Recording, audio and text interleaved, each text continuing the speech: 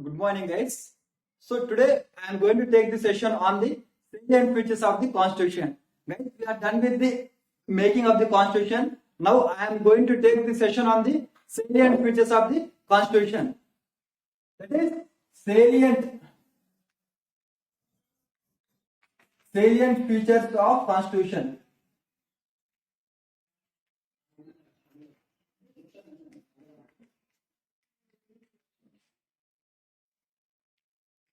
So the topic for today's discussion is the salient features of the Constitution, guys. So what do you mean by salient features? Salient is the one which is important, the notable. Okay, salient is the important, or we can say the notable, or we can say pointing. So which has special provisions in the Constitution and which are very, very important for us. These provisions are called as the salient features of the Constitution. Now in this session we are going to see what are the salient features that we are having in the Constitution. Right? Constitution consists of the preamble, schedules and the articles. Right? So in these three sections, what are the salient features that we are having in our Constitution? Okay guys, so I'll start my discussion with we have the preamble, guys. We have the preamble. So preamble is the most important features that we are having, guys. Like we can say it is the introductory part of the content, or we can say it is like the subject to the letter. Okay. So for letter we are having the subject. So it's what about? In such a manner we are having the preamble, guys. So preamble as the introductory part that is subject to the Constitution. We have preamble. Okay. So what does preamble speaks about? So preamble speaks about the objective, okay, the nature, objective and the adopted date of our Constitution, guys. So in the preamble we are saying that our nature is the sovereign, socialist, secular, democratic and the republic. Okay guys. So this is the nature of our Constitution. And if we see the objective of our Constitution object is justice, liberty, equality and fraternity. Okay. So these are the few provisions that we are having in the Constitution. That is in the preamble. At the last we are having the date of its adopt and enact. Okay. So preamble is the one of the salient features of our Constitution, guys. Okay. So if you see the second one, our Constitution is the written Constitution, guys. And our Constitution is the written Constitution. And it is the lengthiest one. Okay, I said ours is the lengthiest. So ours is the lengthiest Constitution and it is the written Constitution, guys. The first written Constitution in India, on the earth is the America. United States of America is the first written Constitution on the earth.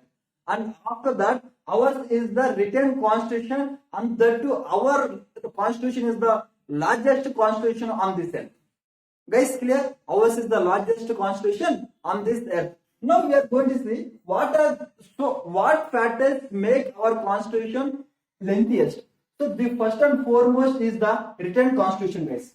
So ours is the written Constitution. So if any Constitution means, if we are having the written Constitution, it means we include each and every provisions in the Constitution. That's why ours is the lengthiest Constitution, guys. So and after this, we have the largest geographical area. So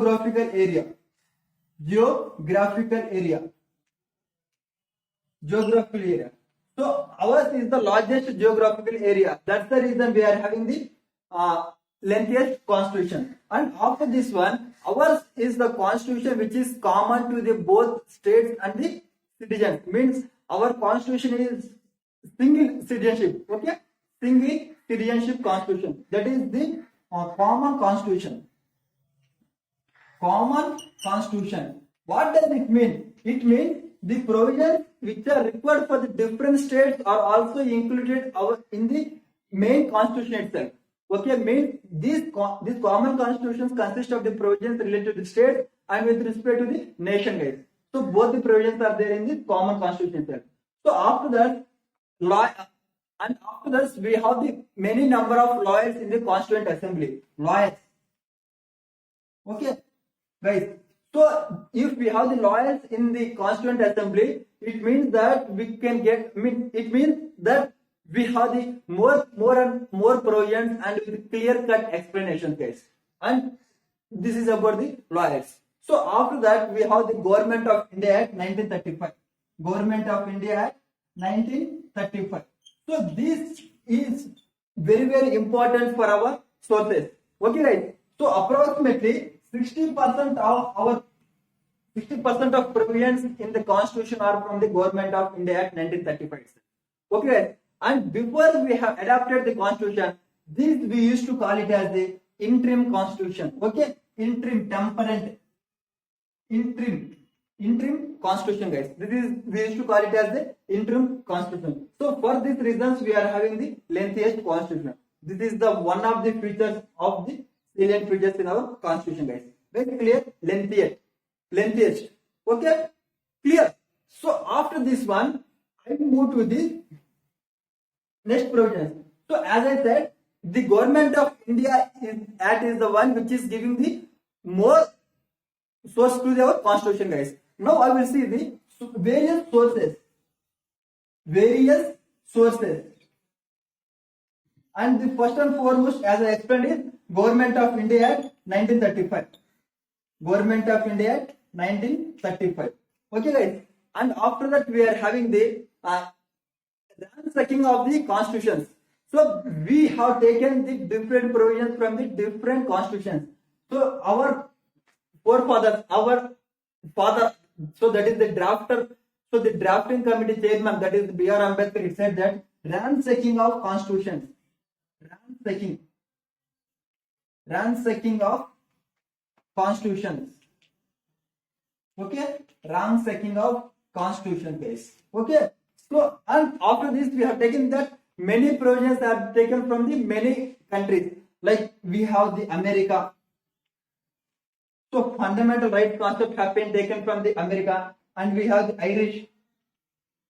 Okay, so in the Irish we have taken DPSP, Directive Principles of State Policy, and after we are having the Japan.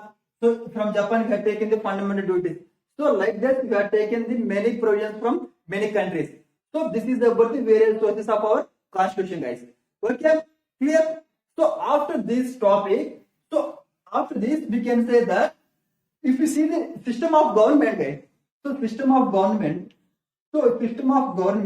ours is the parliamentary form of government, guys. So parliamentary form of government is the one which gives us make the decisions properly. Make the decisions properly. Why? Because the parliament will make the laws, but finally it has to get assent by the president. Okay, so this will make us the laws become very important. Means we can say that. So importance has taken, means many measures has taken, means two-step process. Okay, to make the laws, to make the bill to become an act. So from the parliament and from the again president. Okay, guys. So the parliamentary form of system, parliamentary form of government, parliament. Okay, and ours is then union of states. So our union, guys. So our union is the union of states. So our government is the union of states. Means what does it mean? So many states have come and joined our union, whereas it is different from the USA constitution, guys. So USA, the big structure, that is the big body, the central have divided into states. Okay, they have divided into states. But with respect to our, we have the union of states. So in the center consists of the union of states. So it is reverse process. We joined the union. It is the union of states. Okay, and ours is the federal structure, guys. Federal with unitary bias. Federal with unitary bias. Unitary bias means we have the federal structure. Means the federal means the center, state. Okay, guys, and the panchayats. So, and this manner we have the federal from center to the lower body, like that we are having. But along with that, we have the unitary bias also. Okay, so federal structure with unitary bias. Okay, and we have the features like the federal features we are having, and we are having the unitary features also. So few provisions we are having this federal, few provisions we are having the unitary features. Okay, guys. So this is about the government and the federal of the structure, guys. And we have separation of powers between the government. So government consists of the legislative, executive, and the judiciary. The separation of powers is not they are not meant to the independent, guys. So the executive is responsible to the legislature for the its implementation. Okay. We have independent and integrated judiciary. So if you see the judiciary part, ours is having the independent and integrated. We can say that independent and integrated. What does it mean? Independent and integrated judiciary. So it means that at different level we are having the different judiciary case. Like we can say that the subordinate court, high court, and the Supreme Court. Okay, guys, subordinate. So we have the subordinate court, a high court, and the Supreme Court. So independent. So this provision has been agreed, and integrated. So means these and these provisions are connected, guys. They have connection between these two, and they have connection between these two, and they have connection between these two, guys. Okay, means in such a manner we have integrated judiciary. Ours is an integrated judiciary. So whatever the judgment given by this High Court will be heard by the Supreme Court. It doesn't mean it is restricted to the state only. No, guys. Okay, integrated and independent judiciary, guys. Clear? And after this we have few provisions have been added to the constitution, guys. Like we have the secular and the socialist. Secular and the socialist are the two provisions which have been added to the constitution by the 42nd Amendment Act 1976. Okay, why? Because we are in need of this constitution. Why? Why our forefathers are not included these two provisions means secular different countries have different meaning, guys. If we see the definition of the bachelor secular, it means the government should not interfere in the religious matter. Whereas if you see the definition of the secular in India, okay, in our states, the government interfere in the religious matters of the people. That is, we have different provisions, guys. That's the reason the forefathers did not include the word secular in the preamble, guys. And same as with the socialist part. If you see the socialist part, we are having the different provisions, guys. Means our socialism is different from the different countries' socialism. Means our socialism is the Gandhian principles, guys. Like Gandhian principles,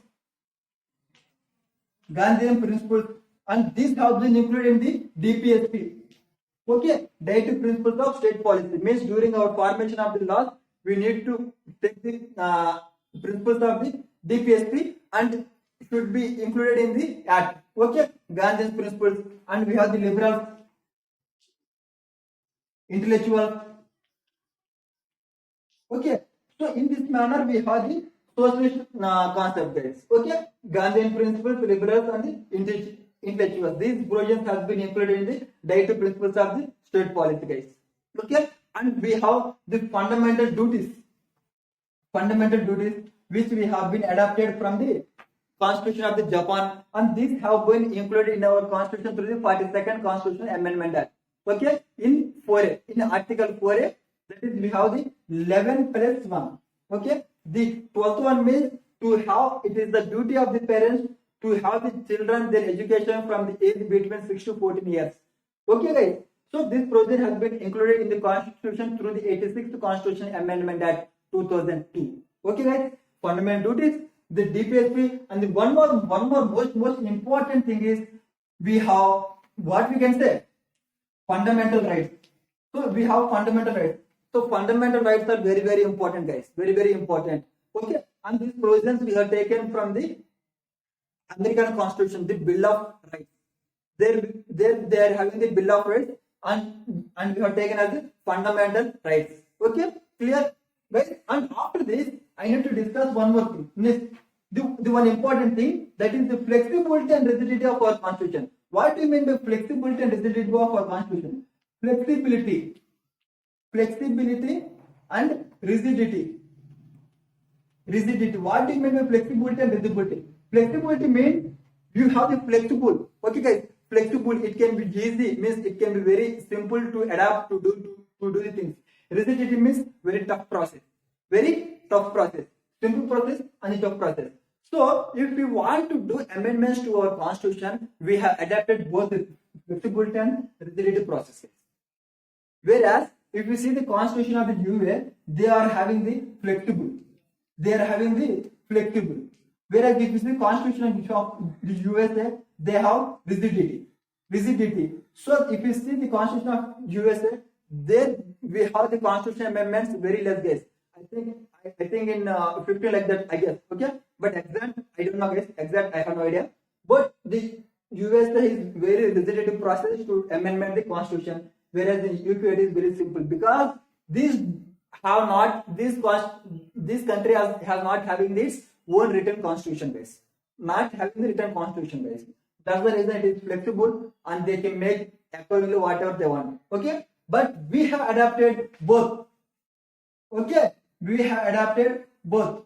Why? Because few provisions in the constitution can be made through the simple parliament process. Okay, but whereas few constitutional amendments can need to be through the rigidity process. That is through Article 368. Article 368 speaks about the amendment of the constitution with rigidity process. Okay, and along with the state parliament, we need to take the requirement of the that is the resolution has to be accepted by the half of the states. Okay, guys. So these provisions we need to have counted, guys. So what are the flexible provisions? The flexible provisions means simply we need to include the council of states. Okay, so we have council of states, guys. Sorry, bicameralism we are having. So bicameralism means second house. If you want to include or remove the bicameralism, it can be done through the simple process. Whereas rigidity, if there is any issue with the president, vice president, or the election process of the president, it should be done through the rigidity power process. Okay, guys, this is the flexibility and rigidity of our constitution, guys. Okay, 368 deals with the rigidity process of the constitution, guys. So after that we have universal adult franchise. Universal adult franchise. What do you mean by universal adult franchise? Universal adult franchise is the universal, everyone, adult means who is adult franchise has the right to vote. Means in our country, we, irrespective of any qualification, whether a person becomes an adult, adult means previous we used to have the voting rate is 21, guys. But through the constitutional process, through the 61st constitutional amendment that is 1989, this 21st has been changed to 18 years. Okay, guys. So previous we used to have the writing vote for the 21 years. But now this provision has been changed to the 18 years through the 61st constitutional amendment at 1989, and they have included the many people into the electoral list. What is the benefit of this? If you do like that, we have many benefits, guys. The broad, so the electoral college will be broad. Okay, so we can take the opinion of the many people, guys. Many people opinions will be taken. And the second point is, then we can say that minority. So minority also will represent in the voting process. Okay, guys. And this is the equality, guys. So with this, we are giving the equal opportunity for everyone. So the only provisions required is you need to get 18 years. It's enough. No extra provision is required. If you are 18 years, then you are eligible to vote. That's it. So this is about the universal adult franchise, guys. And after this, we are having the independent bodies, guys. Independent. This is also one of the reasons for the lengthiest constitution. Independent bodies means constitutional independent bodies. Constitutional bodies.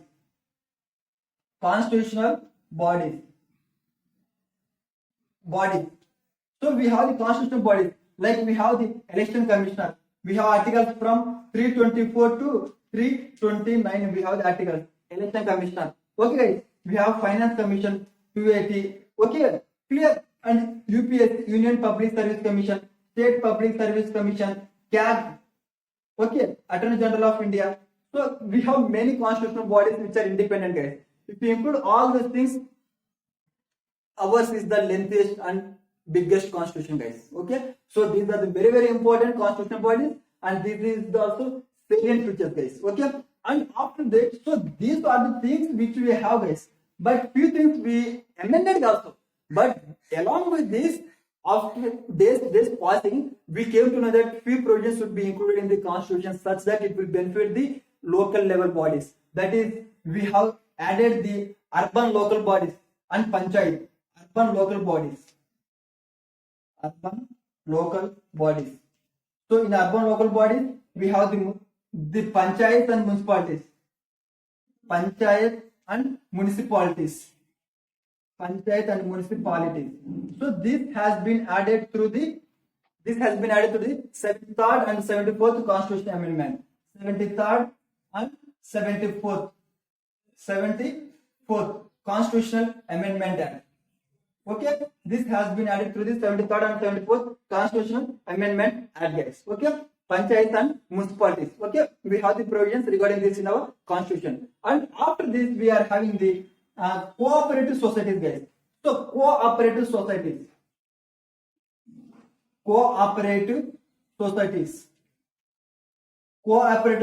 has also been included. That is in the 9B, part 9B of our constitution and article 43B. Okay, and we have these provisions in the article 19 also, guys. To form associations, we have these provisions in the article 19 also, 43B and the part 9B. Okay, so these are the cooperative societies which are required for the benefit of the people. So these provisions have also been included. But this many number of provisions has been included in our constitution, guys. So in original constitution, we are having the good provisions, and along with that, as the days passes, we came to know we should have this type of provisions also, such that we can do the wonders. And guys, one more very, very important factor is, so if you go on speaking like this, we can speak limit, guys. So there is no limit. Every features of our constitution is fruit, beautiful. Emergency provisions. What provisions? Emergency provisions. We have emergency provisions in the constitution, guys.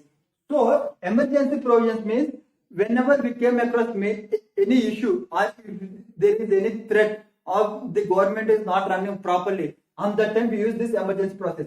We have article number 352, and that is 352 deals with the national emergency. National emergency, guys. Okay, and article number 356, we have President's Rule. President's Rule. President's Rule, simply we call it as the state emergency, guys. So if there is any stability in the state because of any constitutional oppose, okay, guys, if anything is happening against the constitution in the state, then the president impose the President's Rule. Okay, article 356 and article 360, financial emergency. Financial emergency. So these are the three provisions: the national, the President's Rule, and the financial provisions. So these many features has been included in the constitution, guys. Okay, so these are the salient features of our constitution. So with this, I am closing my session, guys. So I think I have given ample of information about the salient features of constitution, and again we are going to see these provisions in detail, guys. So thank you one and all.